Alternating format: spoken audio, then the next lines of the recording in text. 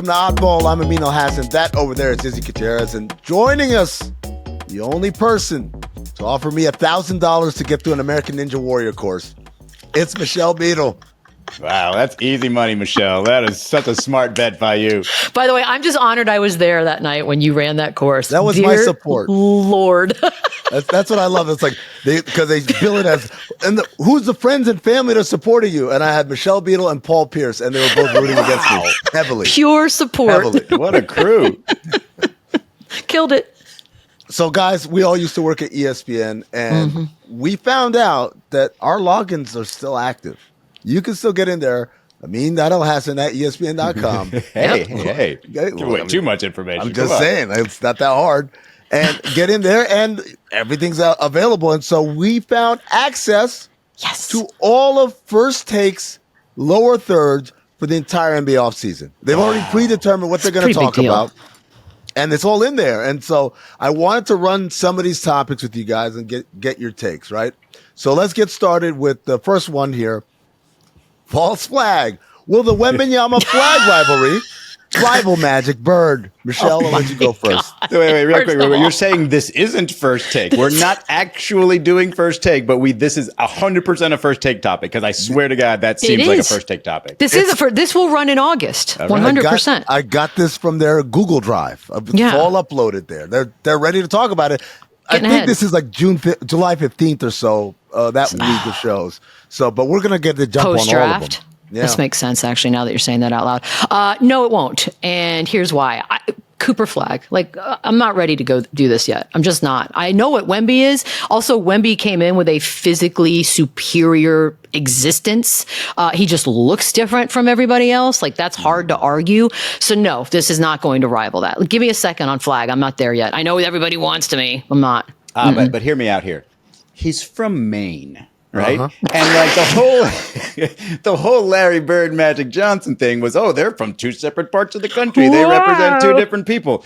I don't think you can get any more these days, fair. Maybe Americana than Maine, right? Where the president's, vacation or whatever, versus Wembenyama, the monk, the guy who I believe sees himself as being above all these silly Americans. And Thank you. I think this rivalry has some legs, and it might be greater than Magic Bird.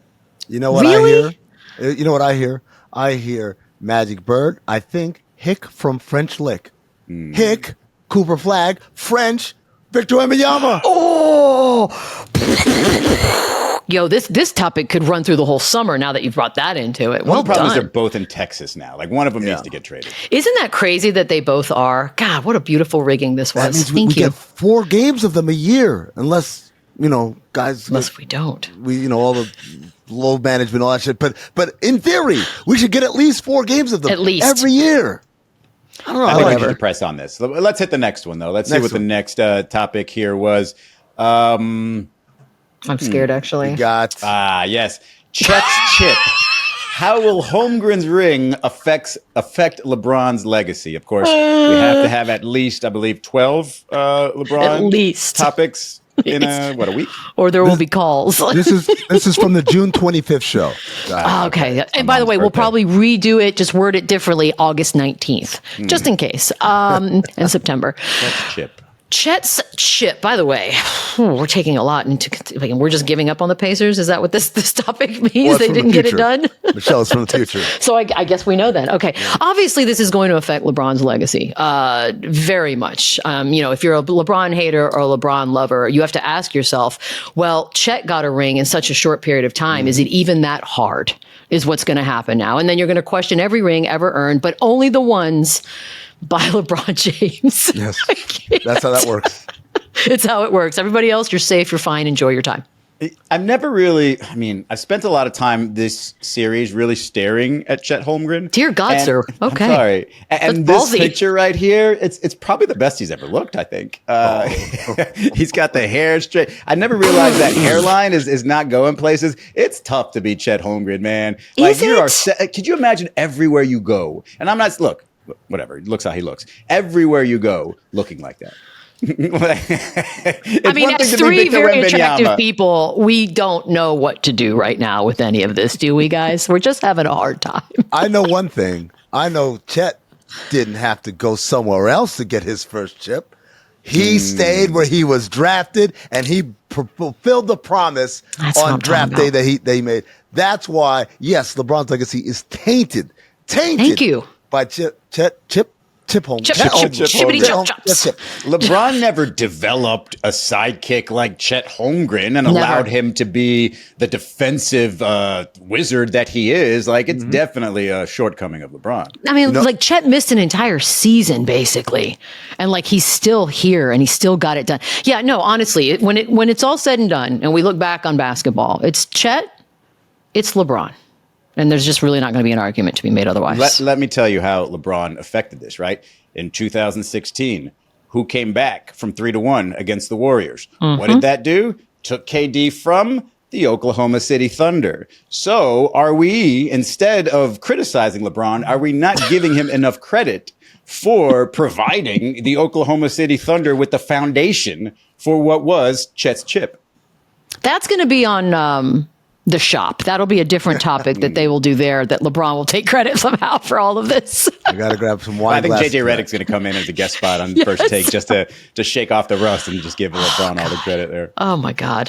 Next topic, please. Oh, I like this one. OKC QB is SGA the DAK of KBs. Is SGA the Dak Prescott of Kobe Bryant's? I like this. Hold on. Wait. I like this. You got to let your it. mind wrap around that question. Okay. Really SGA, probably. Dak, no, never. Kobe, many. This is where we're going with this, Michelle. First and foremost, this is a First Take topic. The Cowboys can't have gone this long without talking about the Cowboys. Got to shoehorn the Cowboys back in. Then what you do? Dak Prescott, SGA. But you're like, wait a second. You're not comparing them to Dak Prescott. You're comparing them to Kobe Bryant through the lens of Dak Prescott. Meaning, good, serviceable, not the best, right? But somehow Captain check down. Exactly. Somehow compensated as the best. So if we took a Kobe Bryant that's not as great as the greatness of Kobe Bryant, but made him a little more serviceable, right? Yeah, I just got I can live with this. I don't hate this. Would you get SGA? So he's like a Kobe light, a Kobe not quite, if you will. Kobe Dak Prescott of Kobe Bryant. I don't think it can be explained any easier. But here's the problem, guys, and there's a slight fundamental flaw in this. Is SGA theoretically will be a champion. He's an MVP. Yes. Dak will never be a champion. Sure. So that's going to be the hardest part for me to swallow on this. Can I share a text into our group thread that Amin and I are in, which might be the better comparison? Go ahead. It was from somebody named Jay King who tweeted, "My brother just texted that Shai Gilgeous-Alexander is like if LaMarcus Aldridge was Dwayne Wade. And it took me a little while, but I am now fully on board with the comparison." That's really good. You just take all the other parts about his game out, but leave in the mid-range jumper. Boom, you got SGA. Or I don't hate it. Take LaMarcus Aldridge and his mid-range jumpers and now make him an incredible foul magnet.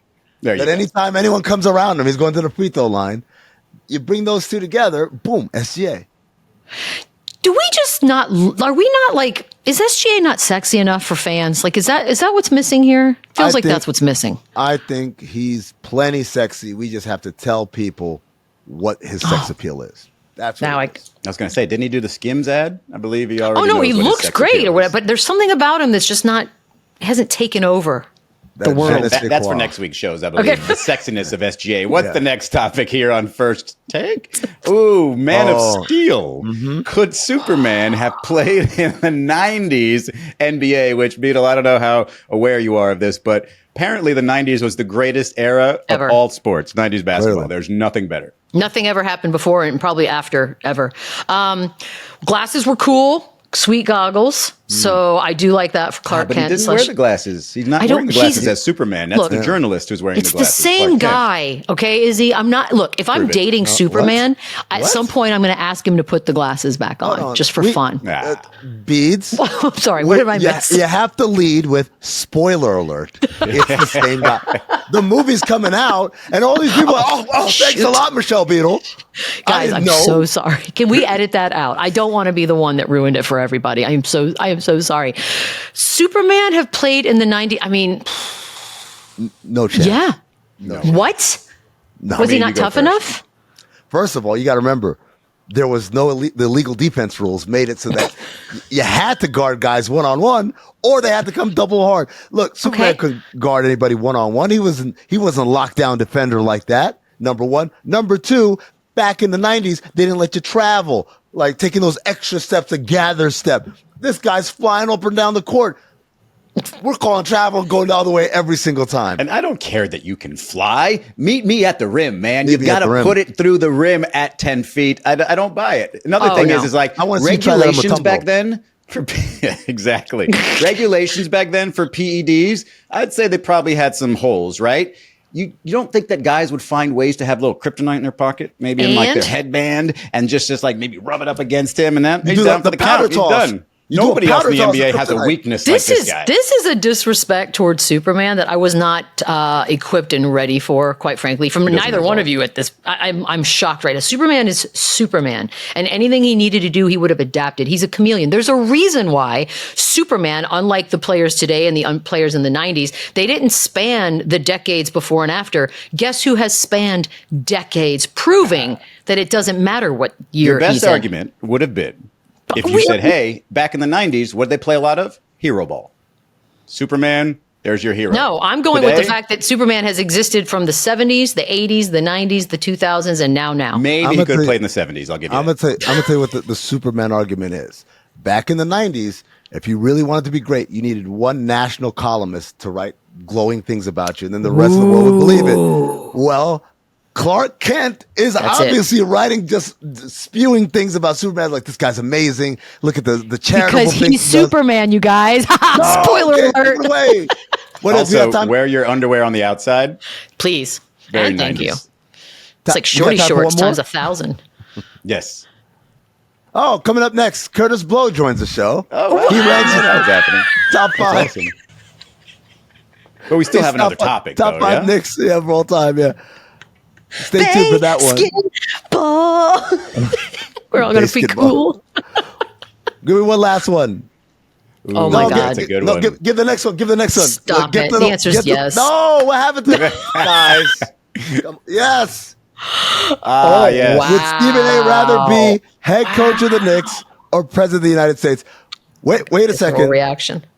Michelle, I'm sorry. That one's not from the future. That's actually from an episode that aired on June 4th.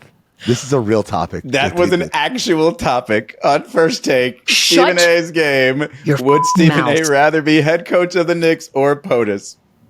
100%. That was real. These words were said out loud by highly paid human beings. We're